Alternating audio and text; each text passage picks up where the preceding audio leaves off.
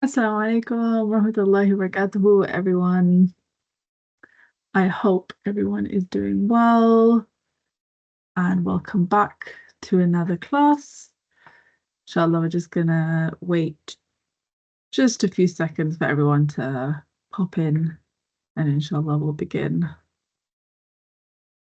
I don't know about you, but it's been raining a lot in London where I am. And yeah, it's very few wet days.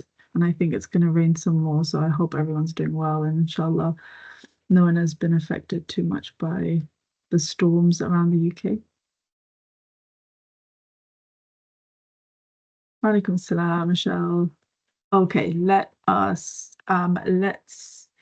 begin. Oh, Michelle was saying rain is a blessing. That is very true. We forget that. That's a very good reminder for us. Rain is a mercy and a blessing.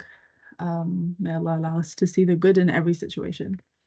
Okay, let's begin, inshallah. Bismillah ar-Rahman ar-Rahim.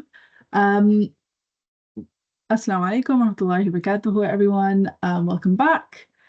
My name is Amal, and inshallah, I'm delivering the lesson today.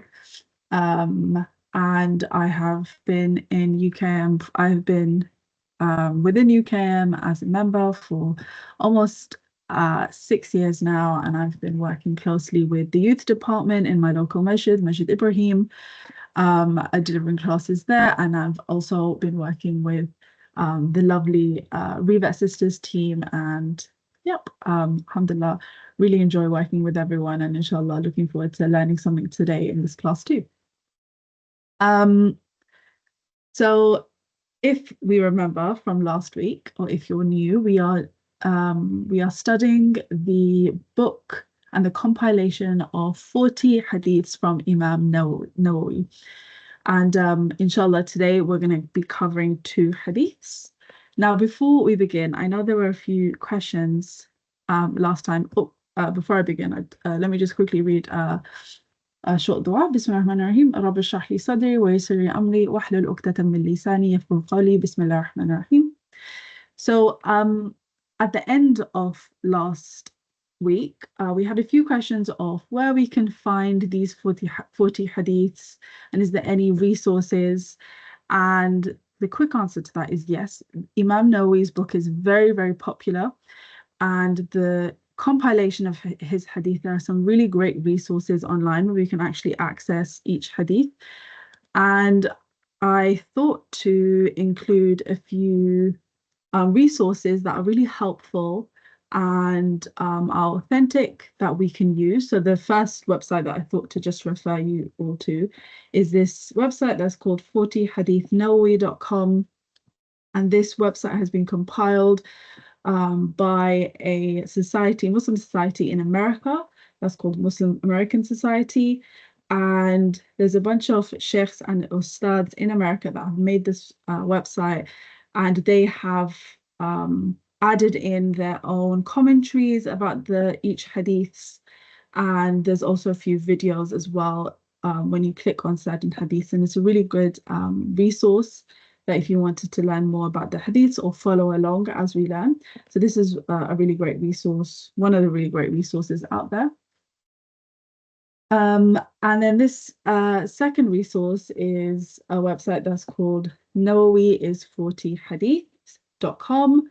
And this specific website is, what they've done is, because there's loads of Arabic commentaries on the 40 hadiths, they have translated these Arabic books and put the commentaries under each hadith. So you click the commentary, you click the hadith, and then the English translation appears of the commentaries, and the compilations of the commentaries are from the Arabic books that were written from Sheikh Saleh, and sorry, this should be Sheikh Al-Arba, and there are a few other commentary sheikhs who have commentaries in there as well. So yep, these are just some resources I thought might be useful for us when if you want to follow along. So let's get back to the hadith. So inshallah, today we're going to be covering hadiths number 9 and 13. So without further ado, bismillah. So hadith number 9 we'll begin with. Abu Huraira, Abdurrahman bin Sakhar radiallahu an, reported that he heard the Messenger of Allah sallallahu alaihi wasallam say, "Avoid that which I forbid you to do, and do that which I command you to do to the best of your capacity. Verily, the people before you were destroyed only because of their excessive questioning and their disagreements with their prophets." So, inshallah, it's quite self-explanatory hadith, but I've broken this hadith down into 3 parts. So I'll quickly read the hadith again so that it's fresh in your mind. Avoid that which I forbid you, which is part 1, and do that which I command you to do to the best of your capacity, part 2. Part 3, verily the people before you were destroyed only because of their excessive questioning and their disagreements with their prophets. So let's start with part 1. Part 1 says, avoid what I have forbidden for you. What I have forbidden for you, avoid that. And this has been commanded to us in this hadith, and this is the first thing that has been said. And it's self-explanatory in the sense we have to avoid sin. That's the main message of this hadith. Avoiding sin and avoiding what has been clearly prohibited for us.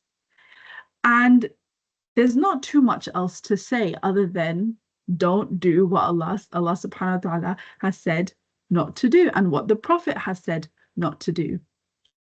However, it's something so simple that we sometimes forget, and we forget to implement this really small command. Don't do what Allah says not to do. And one of the anecdotes that I'd like to give you is, and that always sort of, whenever I hear this, whenever I hear someone say this anecdote that I'm about to say, it kind of jogs me and it wakes me up a bit.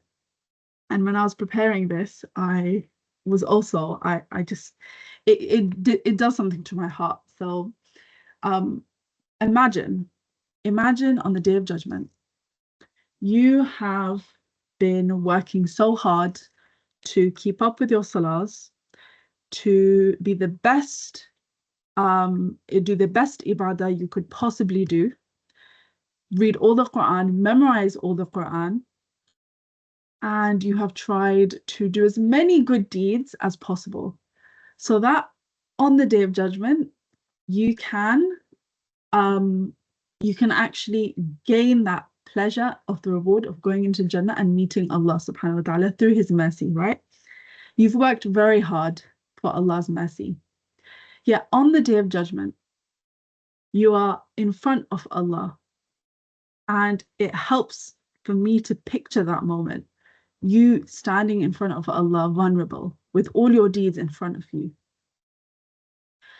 And you're standing before Allah with all of your good deeds in a huge pile. And you're ready to be handed your book in your right hand, which is an indication that you have been granted Jannah, that Allah has granted you that mercy of Jannah. And then there's someone that approaches you and says, Allah, I have a complaint against this person. This person, when I was in university, they used to criticize me, and they used to criticize the way I looked, and they used to belittle me. Ya Allah, I want justice. And you are there with your good deeds, and Allah, he commands you, some of your good deeds will be given to this person you have wronged. And you're left feeling so sunken. You're like, okay, that's 1 month of my salahs just gone like that. But you say, it's okay, I have loads of other good deeds, it should be fine. And then behind this person, you see a whole line of people ready to complain to Allah about you, all because of what? Your tongue. Your tongue belittled people. they bullied people, you backbited people, you made people feel worse about themselves. And all because of that, all because of your tongue and what you have said, whether that be about other people or to other people or how you've acted towards them, slowly all your good deeds come down that scale until you are left with nothing. But the line is still going, and people are still complaining about your tongue and about things you have said. And so what does Allah subhanahu wa ta'ala do? He says, well, this person has no more good deeds to give you. Why don't you, the person, give his bad deeds to you? So all your Ramadans, all your Salahs, all your Quran, all your Tahajjuds, they've all disappeared. And suddenly you are gaining bad deeds. You are gaining sin. And all because of what? You didn't stay away from what was forbidden. Such a simple command for us, yet it is so sometimes difficult. And I've used the argument for our tongue because it is the tongue that ruins us. And I say this to myself first and foremost. It's when you're talking to your sister or your friend or your mum or your aunties and you're talking about a cousin. Oh my gosh, she's like this. Oh my gosh, she did that. SubhanAllah, we do it so easily. And this tongue that we have can destroy us. So the first part of it, I just wanted to tell you that anecdote because it really sometimes jogs me, where we think it's not a big deal. We think, laughing over the phone about someone with your sister, with your friend is not a big deal. But Allah subhanahu wa ta'ala tells us it is. And the more we learn about what is bad for us, the more we can follow this hadith, avoiding what we have been forbidden to do. So that's the first part of the hadith. The second part, I'll ask you, who remembers what the second part of the hadith was? The first part was avoid what I've forbidden you to do, and then it said something else. You guys can paraphrase if you don't know exactly what it said. What was the second part of the hadith?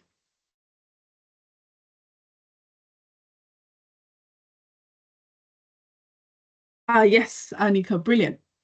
Do what I command you to do to the best of your ability. So the second part was do what I have ordered you to do and do it as much as you can. And this, okay, it's important that this has come second. First, we avoid sin. That's the baseline. Second, once we have tried to avoid sin as much as we can, we do this. We do as much good deeds as we can. Now, subhanAllah, Islam is not supposed to be a burden on us. So it's so important that the Prophet Muhammad ﷺ has told us, do good, but do it to your ability. And what this is telling us, or what the Prophet is implicitly telling us, is that sometimes we're not going to be able to do good deeds to the absolute max and best of our ability. For example, there are going to be times when we are ill and we cannot pray standing up. So Allah subhanahu wa ta'ala has allowed us to pray sitting down. There are going to be times where we're not able to fast because of a magnitude of reasons. But Allah subhanahu wa ta'ala has given us this mercy that on certain conditions, we don't need to fast. So doing what we have been ordered to do, but doing it so that we are not burdened, is such an important trait of this part of the hadith. And I want to focus on not being burdened by doing good. Because and I'll paraphrase this whole situation that happened in the time of the Prophet, that in the time of the Prophet, there were a few Sahaba that they wanted to do as many good deeds as possible. So one of them decided to fast every single day of the week. and they fasted every single day of the week. And when the Prophet Muhammad ﷺ heard about this hadith, heard about this companion, he told him to stop. He said, no, don't fast every day, take breaks. And why was that? Because the Prophet Muhammad ﷺ knew that it would be a burden on his body to fast every day. So similarly, we should do good deeds, but do them so that they don't become a burden to us and that we start resenting that good deed. And inshallah, that doesn't happen to any of us. But reminding ourselves that the Sharia, the Islamic law, is based on flexibility and being practical. That's what Islamic law is, being flexible and being practical. Your capacity in fulfilling your obligations is considered in Islam. So it's important to understand our ability to do good deeds as well. And similarly, you know, for example, if you're pregnant and you're finding it really, really hard to fast, you're finding it so difficult to fast, you don't need to. Take that blessing Allah subhanahu wa ta'ala has given you, and you don't need to fast because you do things according to the ability that you have. Okay, that's part 2. Who remembers what part 3 of the hadith was?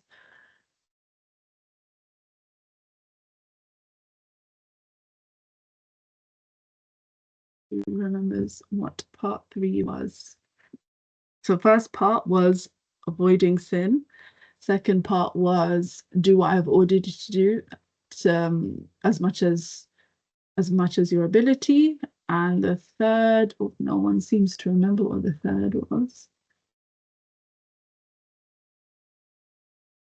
Ah, brilliant, Anika. Yes, it was avoid excessive questioning. So, oh, I didn't write the part of the hadith, but yes, the third part was indeed avoid asking too many questions. Actually, let me just go back to the hadith so I can read it out. Oops.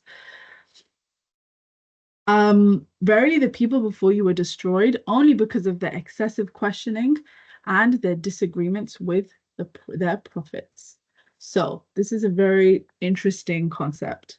So before we go into this part, let me just say this as a baseline, that asking questions in Islam is absolutely encouraged. It is encouraged to ask questions when you just don't know something.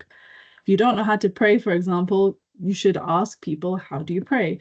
If you don't know how to, I don't know, do wudu, you should ask someone how to do wudu. And these questions, the questions that we typically ask, are based on just our confusions or maybe our ignorance on a topic that we just don't know. We don't have the knowledge, so we need to ask someone knowledgeable. And those questions are completely fine. And it's encouraged that we ask questions and we're not shy of asking questions to someone that might be more knowledgeable. However, this concept of asking too many questions doesn't refer to that type of questioning when you're confused about something. It is about another type of questioning. So this type of questioning is when you are asking a question with arrogance. So there's the type of questioning that you ask based on ignorance. You don't know something. And there's a type of questioning that you ask out of arrogance. And we're going to learn about a story where a certain type of people did ask questions based on arrogance. Before I go on to my next slide, does anyone know which people these people were that asked excessive questions? Anyone might know who the people were that asked excessive questions? Rim saying hypocrites. Yes, brilliant. That is a group of people in the time of the Prophet that asked excessive questions. Anika is saying the children of Israel, Bani Israel. Yes, that is actually the story that we're going to relate to you. Yep, at the time of Musa, the Jews, absolutely spot on. So in Surah Baqarah, ayah 67 to 73, Allah subhanahu wa ta'ala tells us a story of Bani Israel, which is the children of Israel. And a story that happened amongst them. So to give you a bit of context, there was a dispute among the children of Israel about someone who had died, someone who had been killed and murdered. One group of people said, no, this person killed this man. And then the other group of people said, no, this other person killed this man. And it became so heated that there was almost going to be like an outbreak, almost like a battle between the two groups of people. And because of this, Musa alayhi salam, they asked Musa alayhi salam to like figure out who it was, to ask Allah subhanahu wa ta'ala who the killer of this man was. Remember, this man is dead. And then Musa alayhi salam asks Allah to reveal the killer. And Allah subhanahu wa ta'ala tells Musa alayhi salam, he says, and Musa alayhi salam is relaying this to the children of Israel. He says, God commands you to sacrifice a cow. So you can imagine that they've asked Musa alayhi salam to figure out who the killer was. And Musa alayhi salam is replying, saying, Allah commands you to sacrifice a cow. And then they replied, are you making fun of us? And he answered, indeed, God forbid that I should be so arrogant. So you can understand they might be confused. They're like, well, what do you mean? Sacrificing a cow? What does that have to do with the situation at hand? However, this is the first indication that they did not take Musa alayhi salam seriously. Because one concept that we can learn so many lessons from the Quran, right? And so many lessons from the different stories. And I want to try keep on track. But immediately we can tell that they are questioning and almost criticizing what Musa alayhi salam, almost saying what they are saying is, are you being serious? Like, are you really being serious, Musa alayhi salam? Like, that's what they're saying. They are not taking him seriously. And this, Musa alayhi salam was the leader. He was almost like the king, the president, the prime minister, whatever you want to call that leader figure. But he was the lead. You do not question the leader. If the prime minister says something of you to do, then you do it. And think about how much more of a status a prophet has. So immediately you can tell they don't take Musa alayhi salam seriously.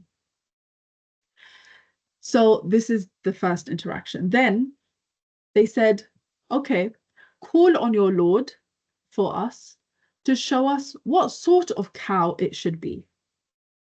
So they made fun of Musa alayhi salam, first of all. And then Musa alayhi salam replied saying, God forbid that I should be so ignorant. Meaning Musa alayhi salam knows that if I am to say Allah said something, that is absolutely what Allah said. And the prophets do not lie. And then they said, well, okay, let's really figure out if Musa alayhi salam is being serious or not. So they said, well, which cow? What sort of cow should this be? Then Musa alayhi salam, he answered, Allah says it should be neither too old nor too young, but in between. So please do as you are commanded. So Musa alayhi salam is pleading with the people, just do what you're commanded to do. And then they say, well, call on your Lord for us to show us what color should it be. And then Musa alayhi salam answered, God says it should be a bright yellow cow, pleasing to the eye. And you can see this questioning here. You can tell it is not about confusion. They are not ignorant about the situation. They've been given a command and they are testing Musa alayhi salam. They are testing his patience, but at the same time, they're trying to be smart. They're trying to outsmart the situation. And not only that, but they are trying to delay the situation more. Saying, well, we're going to ask as many questions to delay the situation because we don't want to do what we are commanded to do. And then, so they already know that the cow can't be too old, too young. And they know the color of the cow. And then they said, well, call on your Lord for us to show us exactly what it is. All cows are more or less alike to us. With Allah's will, we shall be guided. So now they are going even further, and they're saying, ask Allah to show us exactly which one it was. And you can just tell that they are trying to delay the situation. And then Musa alayhi salam replied, he said, it is a perfect and unbellished cow, not trained to till the earth or water the fields. And they said, now you have bought the truth. So they slaughtered it, though they almost failed to do so. So this excessive questioning that the Jews, the Bani Israel at the time did, was an example of excessive questioning based on, one, was arrogance, and B, was you're just trying to delay the situation. And this excessive questioning ultimately led to them sacrificing a cow that was the perfect cow, like the most ideal cow. It's like think about the most expensive car that you can think of. Similarly, this cow was the most expensive cow that you could think of, that they then had to sacrifice. Whereas if they didn't ask questions, if they just followed Allah's command, they could have sacrificed any cow. However, they dug themselves this hole. And then the story continues.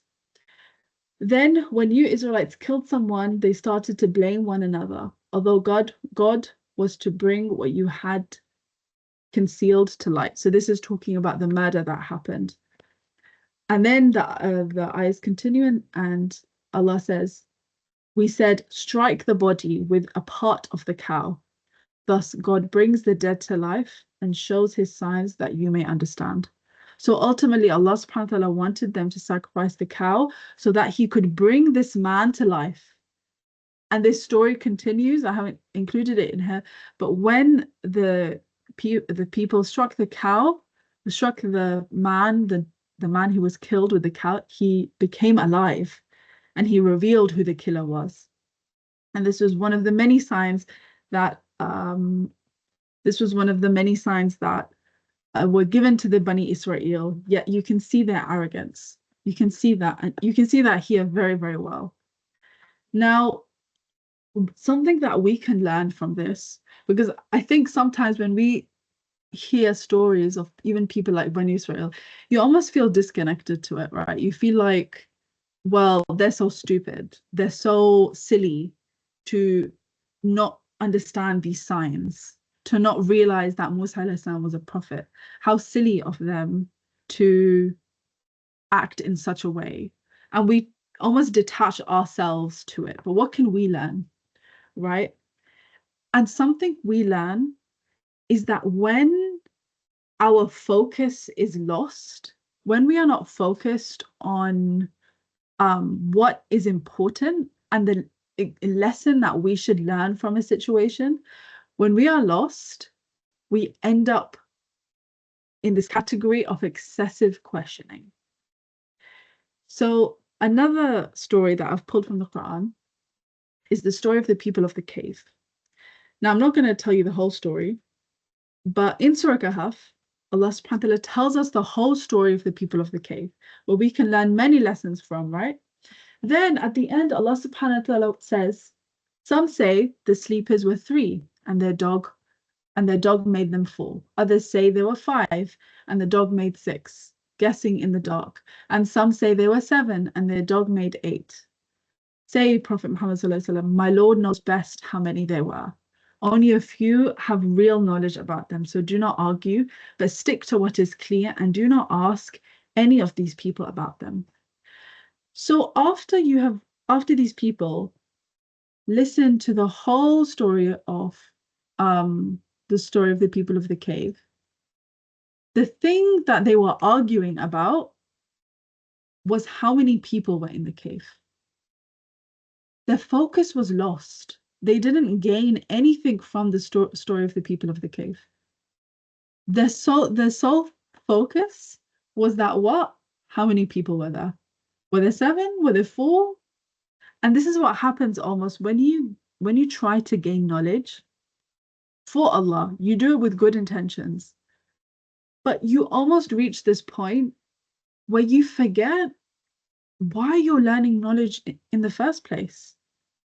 And you start asking questions and having arguments about things that never needed to be discussed in the first place, just like these people arguing about how many people are in the cave. That's not the point. That's what happens when your focus is lost.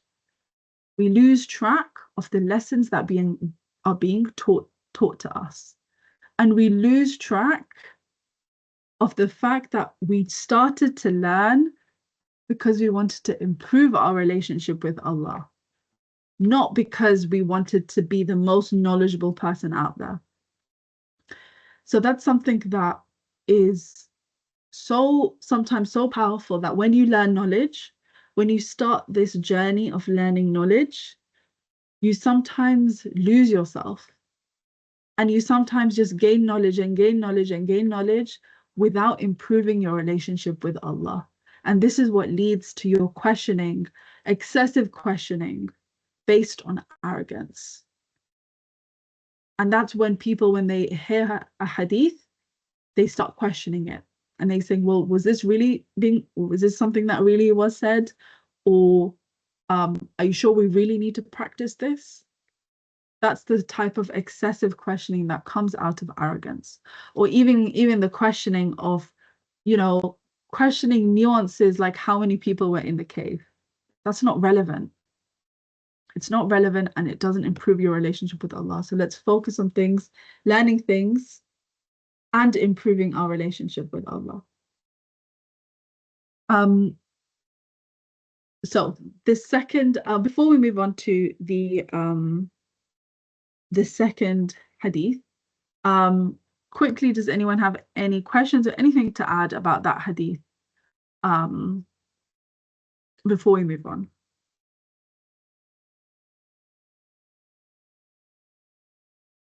Okay, let's move on, inshallah. So the Anika's saying something. Anika's saying we should always follow this ayah, we hear and obey.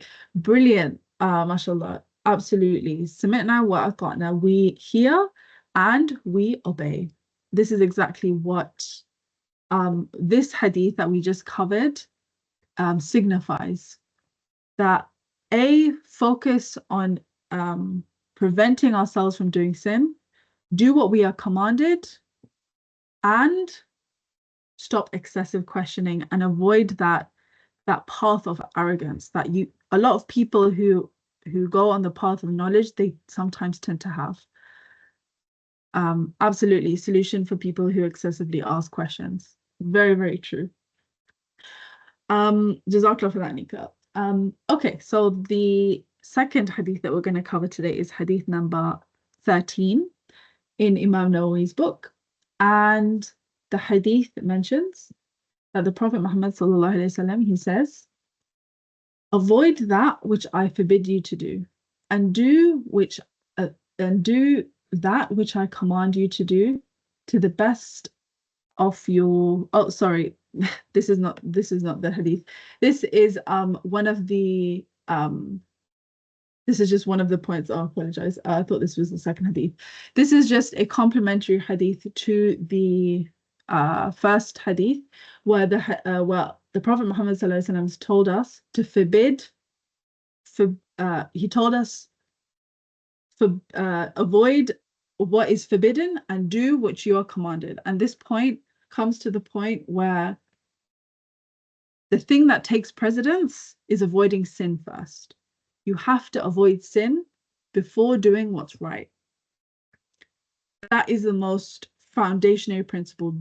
Forbid yourself from doing sin, and then focus on doing what is commanded. And that's just the point that I wanted to highlight in this slide. Okay. I know there was a question there, but why? But I don't think we have time to go into that what is it called? That path right now. So I think we need to focus on the second hadith.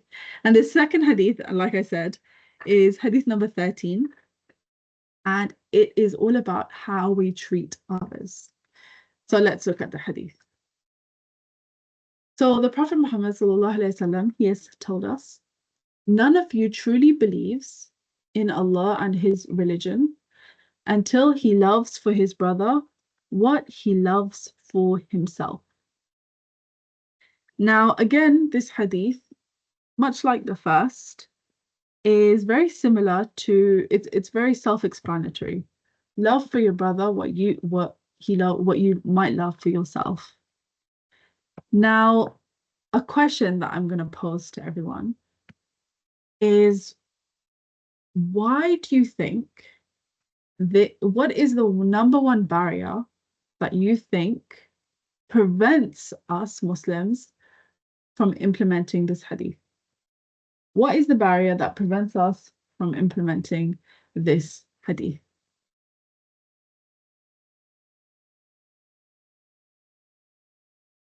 Okay, Anika saying, we only think about ourselves. Brilliant. So we're quite a self-centered people. Rim saying selfishness. Brilliant.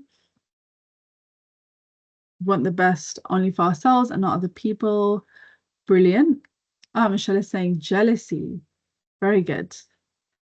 So I guess the two concepts are we're selfish, we're jealous, was he saying, and greed.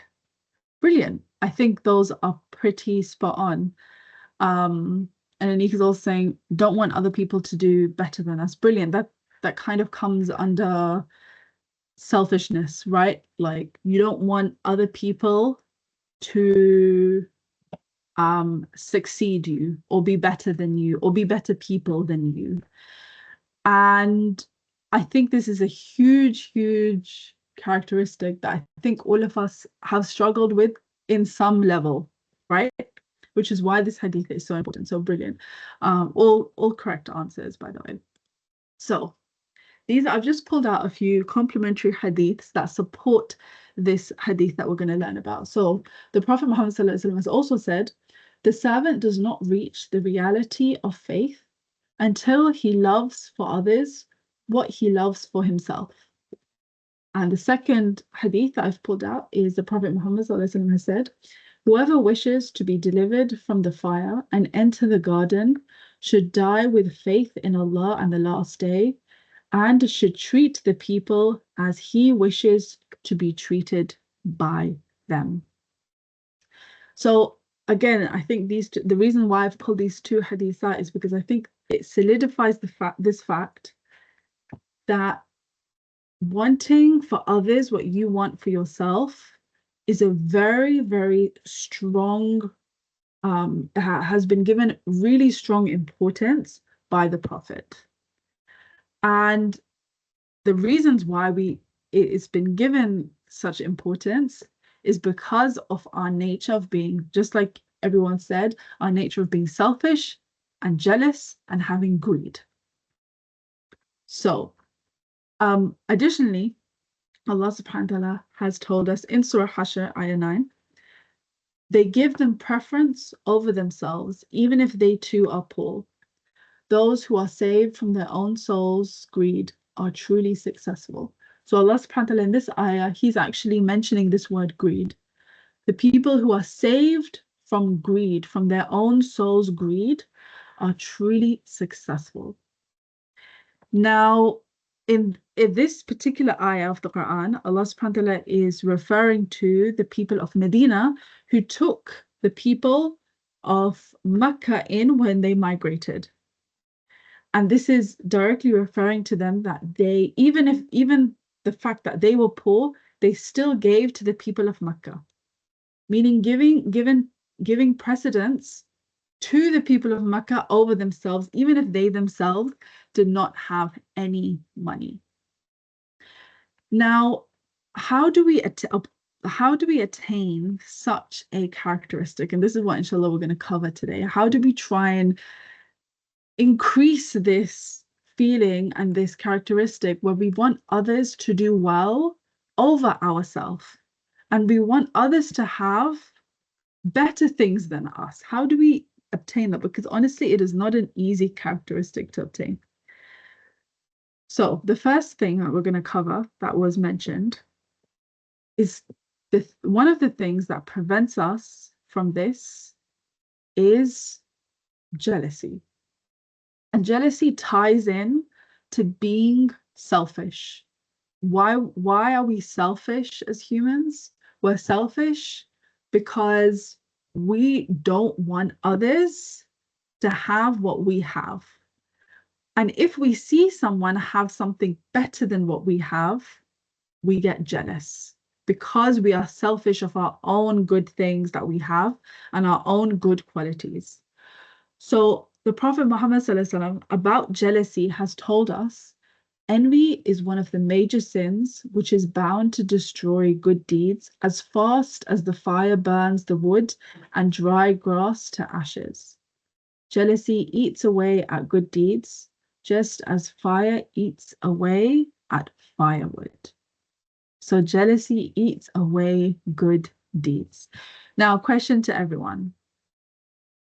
Why do you think jealousy, which is a feeling, by the way, right? Being jealous is a feeling. It is not an action necessarily, right? Why has the Prophet told us that jealousy eats away at good deeds? Because jealousy is a feeling. So why would that eat away our good deeds? Anyone have any idea why that would happen? Why would jealousy eat away at our good deeds?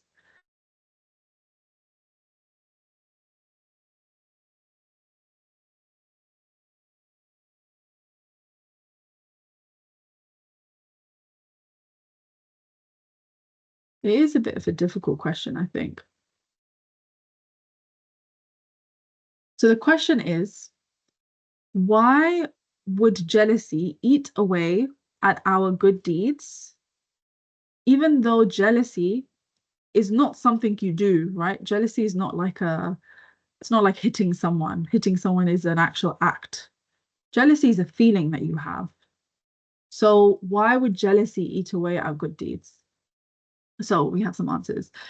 Rim said, we will generally be negative and harbor bad thoughts for others. Absolutely. So it causes us to be quite negative. Vasim saying, we may harm others out of jealousy. Brilliant. Michelle saying, does it turn hatred? And then, yeah. So jealousy might turn into an action.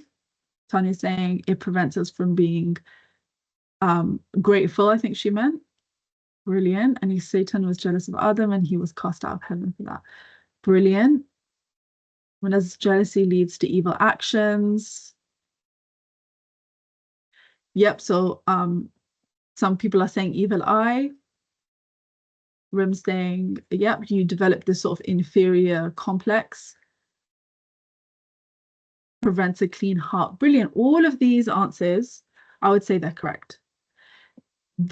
And you guys have been spot on by saying jealousy, it's a disease of the heart.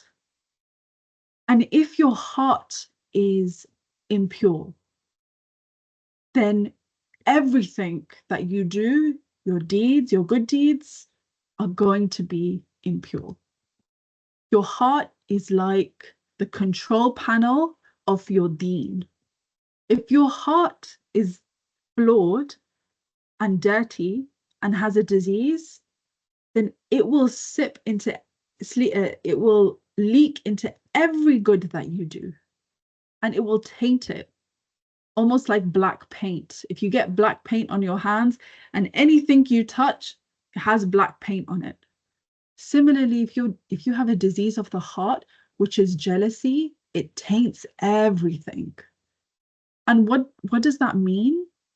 It means that things that we do, even that are good, that might seem good on the outside, we might be doing them out of this jealousy. So for example, I'll give you an example. Say you see someone that is more practicing than you. On the outward side, they you know, they give more money to charity. They have more status. People like them more because they're more religious. They have better clothes than you. They have better abayas than you. And you harbor these feelings that I really don't like her. You harbor these feelings that I'm jealous of her. Why? Because she gets all of this attention and all of this status because of who she is. And as a result, what do? You try and increase your how much salah you're reading in front of people. You try and increase your charity to other people. But what is behind those acts? What's behind them is not trying to please Allah. What's behind them is this act of jealousy, that you are doing it just to prove to others that you are as good as her. You're not doing it for Allah. You're doing it to seem better to other people. And jealousy impacts exactly, Rim. You're doing it for a show off. You're not doing it for Allah. You're doing it so people can see what you are doing. And that is how jealousy, the disease of the heart, impacts everything that you do. And on top of that, jealousy can become so severe that it's all you think about. And I'll give you a simple example of, say, a young girl at school. She sees another girl have, I don't know what's in these days. Let's say the latest iPhone. She sees this girl have the latest iPhone. When this girl goes back to her home, everything that she sees is going to remind her that she does not have this iPhone and that girl did. When she's on her own phone, it's going to remind her, wow, yeah, I don't have that new iPhone. When she's on a phone to someone, she's going to be reminded, yep, I don't have that. I don't have the new iPhone.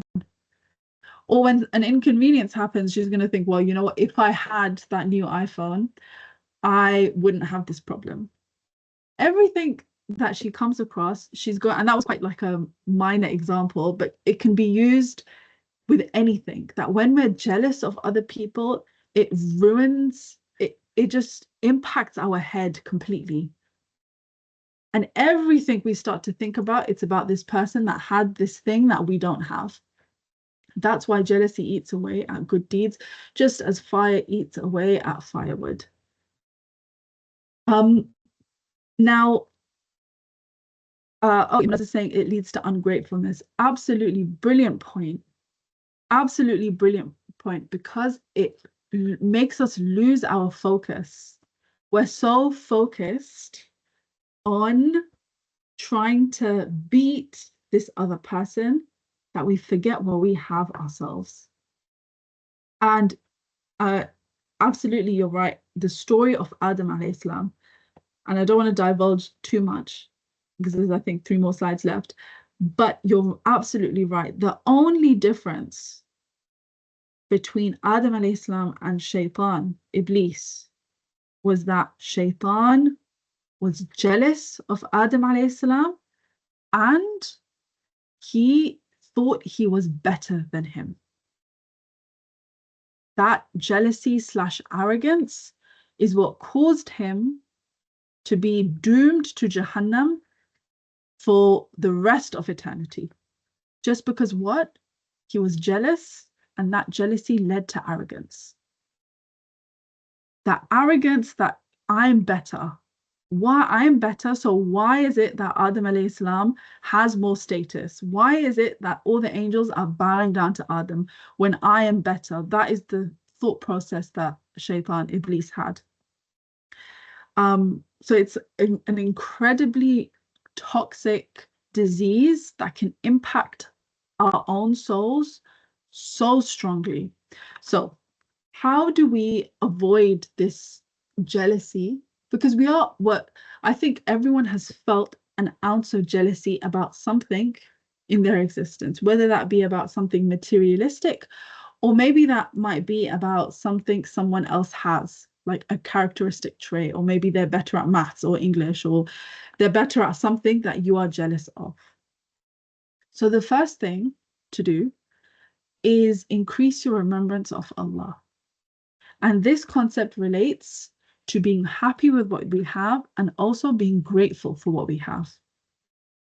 Remembering to look at what we have and all of the blessings that we have as compared to someone else. And that should be so easy in this day and age, because you literally just have to open your phone and you see Gaza, you see Palestine, you see what's happening in Lebanon, and you see these people have nothing. Their homes have been destroyed, their families have gone, they are alone, they're sleeping in tents. How can we not be grateful for what we have? So trying to remember Allah and being grateful for what we have can really cleanse our heart of this jealousy. And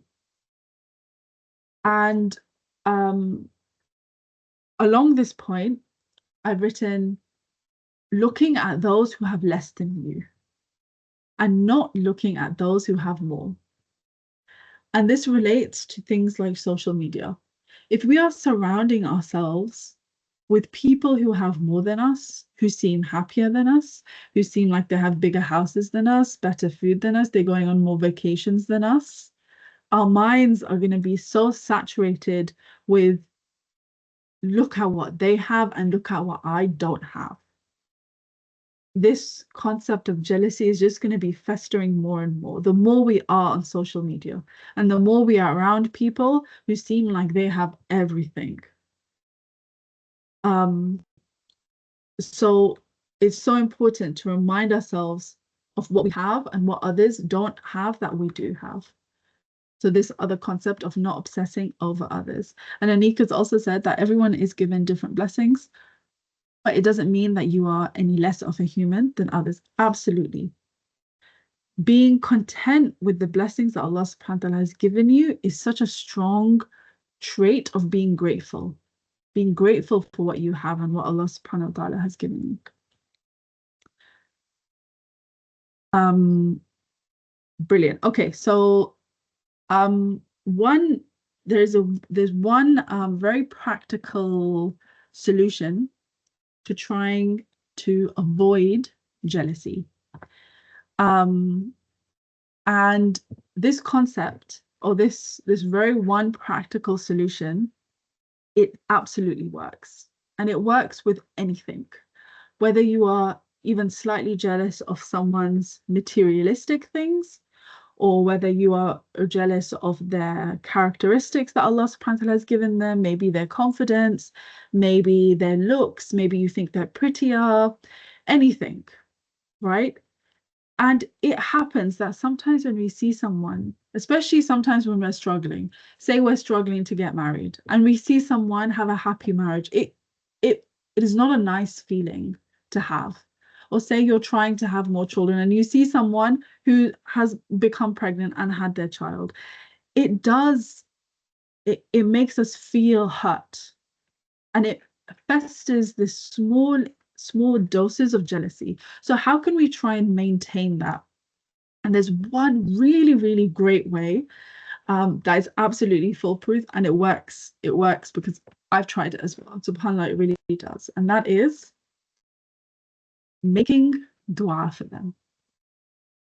So say you are seeing someone who, say you are struggling to have children, and you see someone who is pregnant and they're on their third child.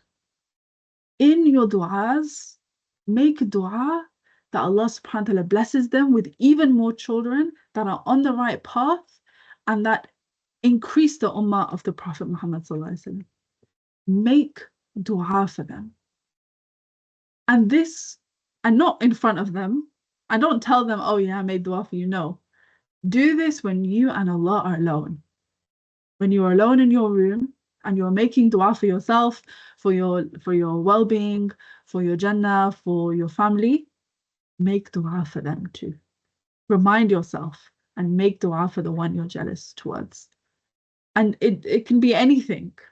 but make dua, and Allah subhanahu wa ta'ala eases that jealousy that is in your heart, because suddenly you are making dua for them and you are implementing this hadith that you want your brother or your sister to have what you have and more. You're implementing this hadith that you want them to have what's better. And if it means that if they have what is better, it's going to get them to Jannah, may Allah increase it for them. So this is a really practical hadith. And I think even if you have a little bit, you're not like super, super jealous of someone.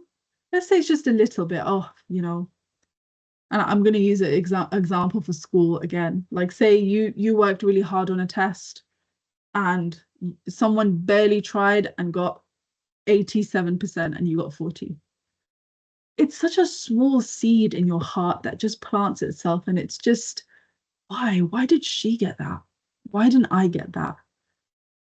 In your du'as, make du'a for them. Make du'a that Allah blesses them with a better results each and every single time. And watch it work, and watch it wash away that jealousy that's in your heart.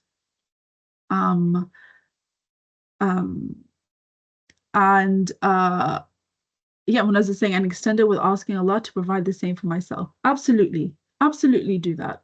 Asking Allah to provide yourself with that same thing. Absolutely do that as well. But reminding yourself to make dua for them too.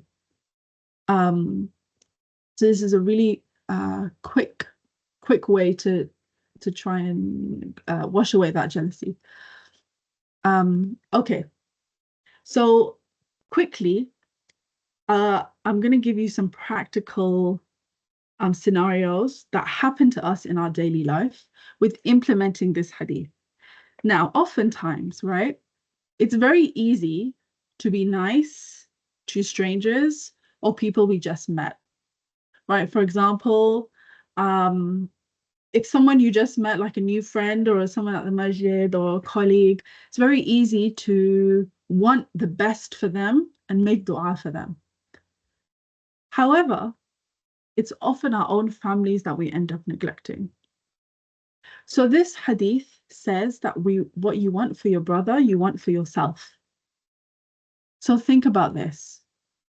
When you want, say, your siblings to be kind and caring for you, you want your siblings to not shout at you and not cause problems, think about yourself.